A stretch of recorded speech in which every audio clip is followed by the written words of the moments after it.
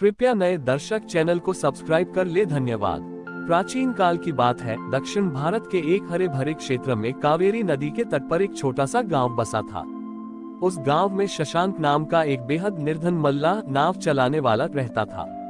शशांक का जीवन बहुत सादा था। वह सुबह से शाम तक लोगों को अपनी छोटी सी नाव में नदी पार कराता और बदले में जो थोड़े बहुत दाने या सिक्के मिल जाते, उसी से अपना और अपनी बूढ़ी माँ का पेट पालता था। शशांक महादेव का परम भक्त था। उसकी नाव पर हमेशा एक छोटा सा लोटा जल और कुछ बेलपत्र रखे रहते थे। जब भी वह नदी के एक किनारे से दूसरे किनारे की ओर नाव खेता, तो पतवार चलाने की थाप के साथ उसके कंठ से केवल एक ही गूंज निकलती थी, ओम नमः शिवाय। नदी पार करने वाले यात्री उसकी इस निश्चल भक्ति को देखकर मंत्रमुग्ध हो जाते थे।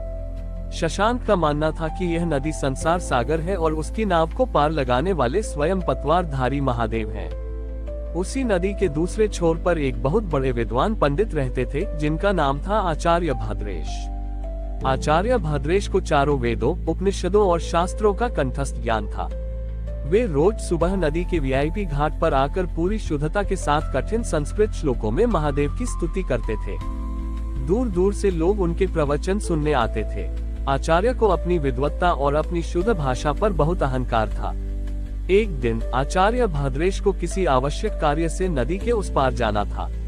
उस समय घाट पर केवल शशांक की ही साधारण सी नाव मौजूद थी।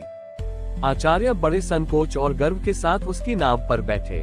नाव जैसे ही बीच मझधार में पहुंची, शशांक हमेशा की तरह अपनी मस्ती में झूमते हुए टूटी फूटी भाषा में गाने लगा, हे भोले बाबा मोरे नया पार लगा दो, ओम नमः शिवाय।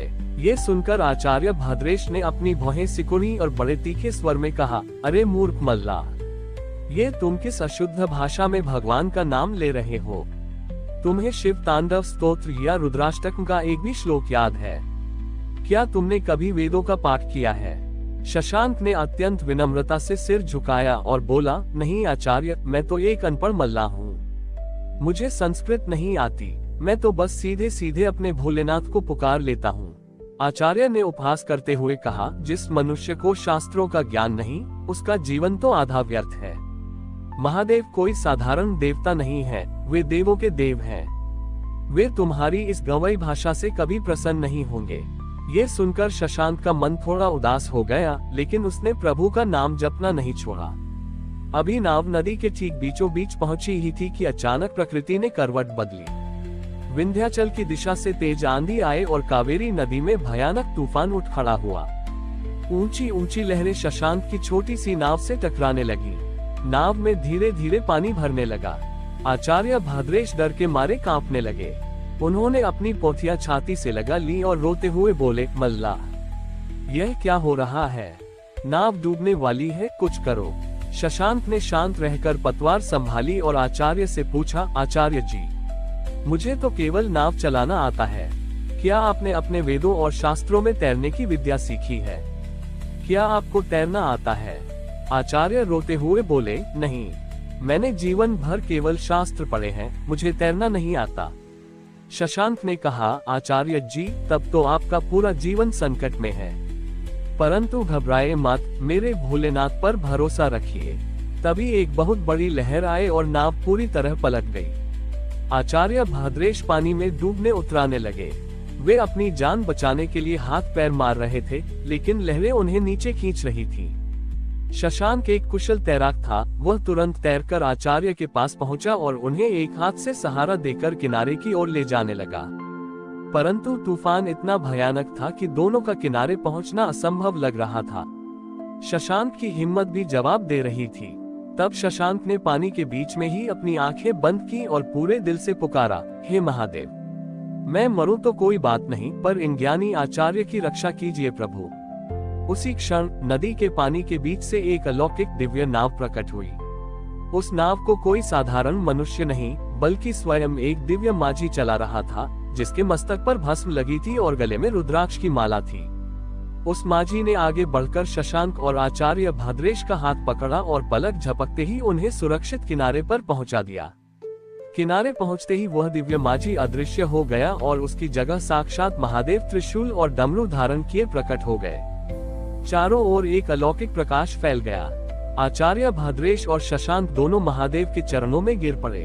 महादेव ने सबसे पहले शशांक को उठाकर अपने गले से लगाया और फिर आचार्य भद्रेश की ओर देखा। महादेव ने अत्यंत गंभीर और सौम्य स्वर में कहा, भद्रेश, तुमने शास्त्र तो बहुत पढ़े, लेकिन तुम प्रेम के शास्त्र को पढ़ना भूल गए। मैं किसी भाषा, व्याकरण या कठिन श्लोकों का बंधक नहीं हूँ। मैं तो केवल भक्त के हृदय की व्याकुलता और उसके सीधे सरल भाव को देखता हूँ। शशांक की इस टूटी फूटी भाषा में जो समर्पण था, उसने मुझे कैलाश से इस नदी के बीच में आने पर विवश कर दिया। ज्ञान का अहंकार मनुष्य को डूबा देता है, जबकि भक्ति का सरल भाव उसे संसार सागर से पार लगा देता है। आचार्य भद्रेश का अहंकार पूरी तरह बह चुका था। उन्होंने शशांक के हाथ जोड़कर उससे क्षमा मांगी और कहा, आज इस मल्लाह ने मुझे जीवन का सबसे बड़ा ज्ञान दिया है। महादेव ने दोनों को आशीर्वाद दिया और अंतर्ध्यान हो गए। उस दिन के बाद से कावेरी नदी के तट पर ज्ञान और भक्ति का एक नया संगम देखने को मिला, जहां आचार्य और मल्लाह दोनों मिलकर ओम नमः शिवाय का कीर्तन करते थे। कावेरी नदी के तट पर ज्ञान और भक्ति का वह अनूठा संगम देखने दूर दूर से लोग आने लगे। अब आचार्य भद्रेश जब भी शास्त्रों की व्याख्या करते, तो उनके वचनों में अहंकार की जगह वही सरलता और मिठास होती थी जो उन्होंने शशांक से सीखी थी। वहीं शशांक की नाव अब केवल नदी पार करने का माध्यम नहीं रही, बल्कि वह एक ऐसा पावन स्थान बन चुकी थी जहां बैठकर लोग संसार के दुखों को भूल जाते थे। समय बीतता गया। एक बार उस पूरे क्षेत्र में एक भयानक अकाल पड़ा। महीनों तक वर्षा नहीं हुई, जिससे कावेरी नदी का जल स्तर बहुत नीचे चला गया और आसपास के कुएं, तालाब सब सूख गए। फसलों के नष्ट होने से गांव में भूखमरी की स्थिति पैदा हो गई। पशु पक्षी पानी की एक एक बूंद के लिए तड़पने लगे। गांव के लोगों ने मिलकर बड़े बड़े अनुष्ठान किए, यज्ञ किए, लेकिन आसमान से राहत की एक बूंद भी नहीं बरसी। गांव के मुखिया और सभी लोग परेशान होकर आचार्य भद्रेश के पास पहुंचे और बोले, हे आचार्य, आप इतने बड़े विद्वान हैं, कृपया कोई ऐसा महायज्ञ करिए जिससे इंद्रदेव प्रसन्न हो और हमारे इस गांव को इस सूखे से मुक्ति मिले। आचार्य भद्रेश ने हाथ जोड़कर अत्यंत विनम्रता से कहा, भाइयों, मैंने अपनी विद्वत्ता का अहंकार बहुत पहले ही त्याग दिया है। यज्ञ और अनुष्ठान तब तक सफल नहीं होते जब तक उनमें निश्चल भक्ति न हो। इस संकट की घड़ी में हमें केवल एक ही व्यक्ति बचा सकता है, और वह है शशांक। चलिए हम सब मिलकर महादेव के उस सच्चे प्रिय भक्त की शरण में चलते हैं। सभी लोग आचार्य के नेतृत्व में नदी के उस सूखे घाट पर पहुंचे जहां शशांक अपनी नाव के पास बैठा था। नदी का पानी इतना कम हो गया था कि नाव रेत पर टिकी हुई थी। शशांक आंखें बंद किए सूखी नदी की मिट्टी को अपने माथे से लगाकर ओम नमः शिवाय का मानसिक जाप कर रहा था। आचार्य भद्रेश ने आगे बढ़कर शशांक के कंधे पर हाथ रखा और कहा, शशांक, अपनी आंखें खोलो भाई। देखो, पूरी प्रजा और यह धरती पानी के बिना तड़प रही है। तुम्हारी निश्चल पुकार को महादेव कभी अनसुना नहीं करते। आज इस पूरे क्षेत्र के कल्याण के लिए तुम्हें अपने भोलेनाथ को पुकारना ही होगा। शशांक ने अपनी आंखें खोली और सामने खड़े भूखे प्यासे ग्रामीणों और तड़पते पशुओं को देखकर उसका कोमल हृदय करुणा से भर उठा। उसने कहा, आचार्य जी, मैं तो एक साधारण मल्लाह हूँ। भला मेरी आवाज में इतनी शक्ति कहाँ? लेकिन यदि मेरी इस धरती माँ और मेरी प्रजा पर संकट आया है, तो मैं अपने प्राणों की बाजी लगाकर भी अपने भोले बाबा को पुकारूंगा। शशांक उठ खड़ा हुआ। उसने सूखी नदी के बीचों बीच जाकर रेत से एक छोटा सा शिवलिंग बनाया।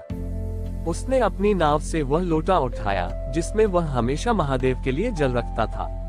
उस लोटे में केवल कुछ ही बूंदे जल शेष बचा था। शशांक ने भाव विभोर होकर वह जल शिवलिंग पर अर्पित किया और कुछ बेलपत्र चढ़ाए। इसके बाद शशांक ने अपनी पतवार को जमीन पर गाड़ दिया और उसे दोनों हाथों से पकड़कर नाचने लगा। उसके कंठ से एक ऐसी व्याकुल और गहरी तड़प भरी आवाज निकली, हे औघड़दानी, हे त्रिलोकीनाथ, अपनी इस सूखी धरती को देखो। अगर आपकी बनाई सृष्टि ही प्यास से दम तोड़ देगी, तो इस मल्लाह की नाव को कौन पार लगाएगा? हे महाकाल, अब अपनी करुणा की वर्षा करो प्रभु। शशांक की पुकार में इतना दर्द और इतना सच्चा प्रेम था कि देखते ही देखते विंध्याचल की दिशा से काले घने बादलों का एक विशाल समूह उमड़ पड़ा। हवाएं चलने लगी और कड़कड़ाती बिजली के साथ मूसलाधार बारिश शुरू हो गई। सूखी पड़ चुकी कावेरी नदी में पानी का स्तर तेजी से बढ़ने लगा। गांव के लोग खुशी से नाचने और झूमने लगे। पशु पक्षी आनंदित हो उठे। लेकिन तभी एक अद्भुत घटना घटी। नदी के बीच में जहां शशांक ने मिट्टी का शिवलिंग बनाया था, वहां पानी के तेज बहाव के बीच भी वह शिवलिंग सुरक्षित था।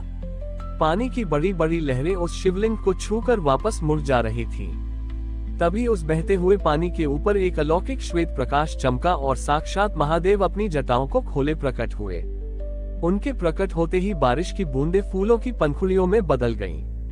महादेव ने मंद मुस्कान के साथ कहा, शशांक, तुम्हारी भक्ति ने आज फिर मुझे विवश कर दिया। जो भक्त केवल अपने लिए नहीं बल्कि पूरी सृष्टि के कल्याण के लिए रोता है, उसकी हर इच्छा को पूरा करना मेरा कर्तव्य बन जाता है। तुम्हारी इस पुकार ने इस सूखी धरती को नया जीवन दिया है। शशांक और आचार्य भद्रेश सहित पूरे गांव के लोगों ने महादेव के सम्मुख घुटने टेक दिए। महादेव ने आशीर्वाद देते हुए कहा, आज से यह घाट भक्ति घाट के नाम से जाना जाएगा। यहाँ जो भी मनुष्य सच्चे और निश्चल मन से केवल एक बार ओम नमः शिवाय कहेगा, उसके जीवन के सारे संकट दूर हो जाएंगे। इतना कहकर महादेव अंतर्ध्यान हो गए। कावेरी नदी फिर से अपने पूरे वेग से बहने लगी और शशांक की नाव एक बार फिर लहरों पर तैरने लगी। आचार्य भद्रेश ने शशांक को गले लगाते हुए कहा, मित्र, शास्त्रों का ज्ञान केवल मार्ग दिखाता है, लेकिन उस मार्ग पर चलकर ईश्वर को साक्षात पाना केवल तुम्हारे जैसी निश्चल भक्ति से ही संभव है। महादेव के उस पावन वरदान के बाद भक्ति घाट की महिमा चारों ओर फैल गई। अब वहाँ केवल साधारण ग्रामीण ही नहीं बल्कि बड़े बड़े तपस्वी, राजा महाराजा और सन्यासी भी मन की शांति के लिए आने लगे। कावेरी नदी का वह तट अब एक ऐसे तीर्थ में बदल चुका था जहां आने वाले हर व्यक्ति का अहंकार और दुख नदी के पानी में बह जाता था। शशांक और आचार्य भद्रेश की जोड़ी अब बूढ़ी हो चली थी। शशांक के हाथ अब पतवार चलाते समय थोड़े कांपने लगे थे, लेकिन उसके कंठ की गूंज और आंखों की चमक आज भी वैसी ही थी। उसने गांव के कई अनाथ और गरीब बच्चों को न केवल नाव चलाना सिखाया था, बल्कि उन्हें जीवन को सरलता और ईश्वर भक्ति के साथ जीने का मर्म भी दिया था।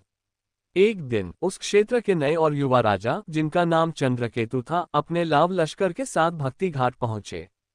राजा चंद्रकेतु ने हाल ही में कई युद्ध जीते थे, जिसके कारण उनके भीतर एक तीव्र राजसी मद और अहंकार आ गया था।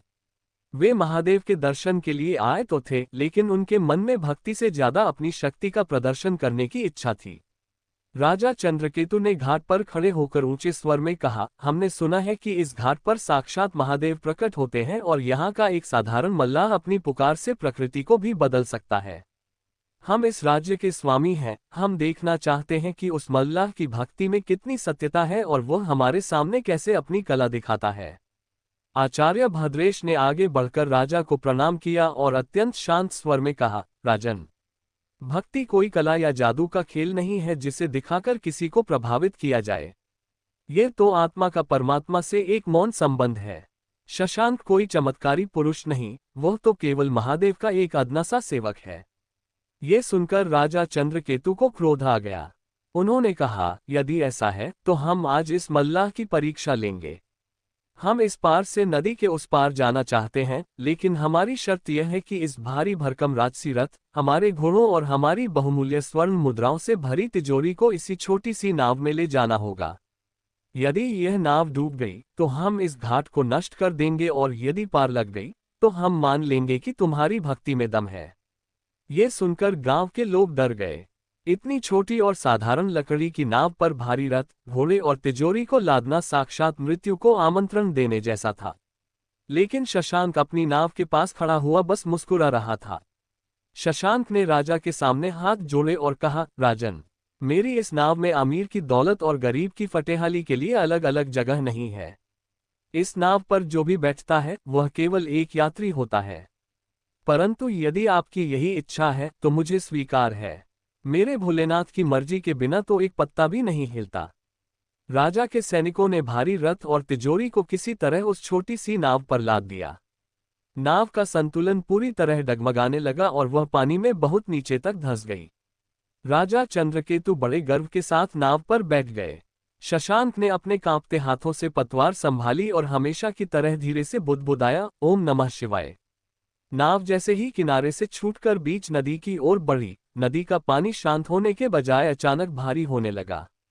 नाव पर लदे सोने और अहंकार के भारी बोझ के कारण पानी की छोटी छोटी लहरें भी नाव के भीतर आने लगीं। राजा चंद्रकेतु का घमंड अब धीरे धीरे डर में बदलने लगा। उन्होंने देखा कि शशांक बिना किसी भय के अपनी आंखें बंद किए केवल पतवार चला रहा था और उसका पूरा ध्यान शिव के चरणों में था। मझधार में पहुंचकर नाव एक तरफ झुकने लगी। राजा चिल्लाए, मल्लाह, नाव को संभालो, ये तो डूबने वाली है। मेरा सारा सोना, मेरा रथ सब पानी में चला जाएगा। शशांक ने अपनी आंखें खोली और राजा से बड़े सौम्य स्वर में कहा, राजन, ये नाव लकड़ी की होने के कारण पानी का बोझ तो उठा सकती है, लेकिन इस पर लदे आपके अहंकार और सोने के घमंड का बोझ ये सहन नहीं कर पा रही है। यदि आपको अपनी जान बचानी है तो इस भारी तिजोरी और अपने इस राजसी रथ के मोह को इसी नदी में विसर्जित करना होगा। जब तक आप भारी रहेंगे ये नाव पार नहीं लग सकती। राजा चंद्रकेतु को अपनी मौत सामने नजर आने लगी। उस क्षण उन्हें समझ आया कि विपत्ति के समय उनका साम्राज्य, उनकी सेना और उनका सोना किसी काम का नहीं था। उन्होंने रोते हुए सैनिकों से कहा, फेंक दो इस तिजोरी को, इस रथ को पानी में धकेल दो, मुझे सिर्फ अपनी जान चाहिए। सैनिकों ने जैसे ही वह भारी तिजोरी और रथ को नदी के गहरे पानी में गिराया, नाव का बोझ तुरंत हल्का हो गया और वह ऊपर उठाए। उसी क्षण नदी के भीतर से एक तेज गड़गड़ाहट हुई। कावेरी नदी का पानी दो भागों में विभक्त हो गया और उस पानी के बीच से स्वयं महादेव का दिव्य, शांत और प्रकाशमान स्वरूप प्रकट हुआ। महादेव के मस्तक पर चंद्रमा की शीतलता थी और उनके त्रिशूल से एक दिव्य आभा निकल रही थी। ये देखकर राजा चंद्रकेतु नाव में ही घुटनों के बल बैठ गए और कांपते हुए हाथ जोड़ लिए। महादेव ने राजा चंद्रकेतु की ओर देखा और अत्यंत गंभीर वाणी में कहा, चंद्रकेतु, संसार का सबसे भारी बोझ मनुष्य का अहंकार होता है। जब तक तुम उस बोझ को अपने भीतर रखे रहोगे तब तक तुम जीवन रूपी इस वैतरणी को पार नहीं कर पाओगे। शशांक के पास खोने के लिए कुछ नहीं था, इसलिए वह निर्भय था। तुम्हारे पास सब कुछ था, फिर भी तुम डर से कांप रहे थे। सच्ची संपत्ति धन नहीं, बल्कि संतोष और आत्मसमर्पण है। राजा चंद्रकेतु की आंखों से आंसू बह निकले। उन्होंने महादेव के सामने अपना मुकुट उतार कर रख दिया और कहा, प्रभु, मुझे क्षमा करें, आज मेरा सारा अज्ञान मिट गया है। अब से मेरा ये जीवन और मेरा ये राज्य आपकी प्रजा की सेवा में ही लगेगा। महादेव ने मुस्कुराते हुए अपना वरदहस्त उठाया और शशांक की ओर देखा, जो हाथ जोड़े अपने आराध्य को निहार रहा था। महादेव ने कहा, शशांक, तुम्हारी पतवार ने आज एक और डूबती हुई आत्मा को पार लगा दिया। इतना कहकर महादेव अंतर्ध्यान हो गए। नाव सुरक्षित रूप से दूसरे किनारे पर पहुंच गई।